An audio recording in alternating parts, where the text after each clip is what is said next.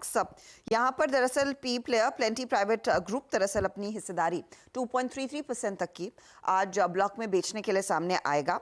Offer price करीब 1750 से 1769 रुपए है, और यानी कि कल की क्लोजिंग से सिर्फ 1% के डिस्काउंट पर यह सौदा होने के आसार है। और डील की साइज करीब 404 करोड़ के आसपास आकी जा रही है, तो वो स्टॉक आप रेडार पर रखेंगे। इसके साथ ही आप ध्यान में रखिएगा केफिन टेक्नोलॉजीज को भी। केफिन टेक्नोलॉजीज में आज 830 करोड़ की ब्लॉक डील होने के आसार बन रहे हैं। ब्लॉक डील की जो फ्लो प्राइस है वो करीब 490 रुपए प्रति शेयर पर तय की गई है, यानी कि कल की क्लोजिंग प्राइस से लगभग 8% के डिस्काउंट पर यह सौदा होता हुआ दिखाई देगा। इस सौदे में जनरल अटलांटिक अपनी हिस्सेदारी बेचेगा और डिमांड अच्छी रही तो यह सौदा करीब 10% ऑफ इक्विटी का भी हो सकता है, तो वो स्टॉक आप उस लिहाज से रेडार पर रखेंगे। ये दो आज बड़ी ब्लॉक्स प्लान्ड है। पीवीआर की तो हमने अपफ्रंट चर्चा भी करी थी कि मिनिस्क्यूल सा डिस्काउंट है अप टू 1.2%, और जिस तरह की मूवी स्लेट लाइंड अप है अट्रैक्टिव है। पार्थिव, पीवीआर के लिए आपके पास आऊंगा, और दूसरा जो लास्ट ट्रेड है केफिन का, भाई साहब 10% तक स्टेक, तो फिर जब इतना ह्यूज चंक बिकने की अगर ग्रीन शू के साथ तैयारी है तो एक मीनिंगफुल डिस्काउंट है।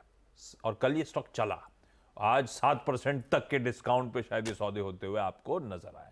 देखते हैं कौन सी विंडो में कंज्यूमेट होते हैं, वो सब मूडमाल आगे सेट होगा, लेकिन पोजीशन कैसे हैं या फंडामेंटली व्यू क्या बन रहा है उस पर चर्चा हो जाए। पार्थिव, पहले पीवीआर, और ये कोई सी देखी क्या आपने, ये सैम या फिर वो सैम मानिक नहीं, सैम बहादुर, और दूसरी एनिमल? यस, एक्चुअली सैम बहादुर देखी। एनिमल के जिस तरह के रिव्यूज आए तो नहीं लगा कि फैमिली के साथ जा सकते, तो वो मिस किया है मैंने।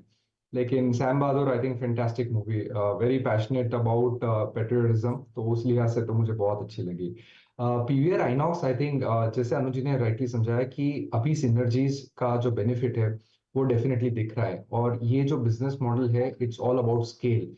काफी टीयर 2 टीयर 3 में नए प्लेयर्स है जो लोग नई स्क्रीन बढ़ा रहे हैं, लेकिन वो स्क्रीन में इस तरह की प्रॉफिटेबिलिटी नहीं है जो पीवीआर आइनॉक्स को मिल रहा है, बिकॉज पीवीआर आइनॉक्स के पास एक मोट है जो उनके एफएनबी बिजनेस है, that is also scaling up extremely well, जो बहुत ज्यादा ग्रॉस मार्जिन लाते हैं। प्लस हमने देखा है कि they have successfully been able to raise ticketing prices, और ये टिकटिंग प्राइसेस रेज करने के बाद जो मार्जिन है वो अराउंड 30-35% के आसपास पहुंच गए। ये मर्जर की सिनर्जी में क्षमता है कि आगे जाते जैसे जैसे ज्यादा स्क्रीन जाते हैं उसका यूटिलाइजेशन बढ़ता है तो मार्जिन कैन टच इवन 40%।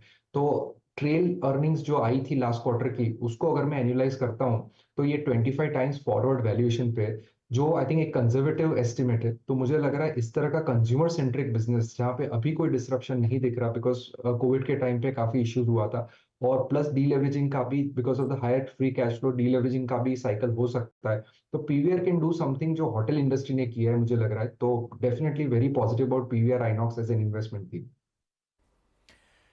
बहुत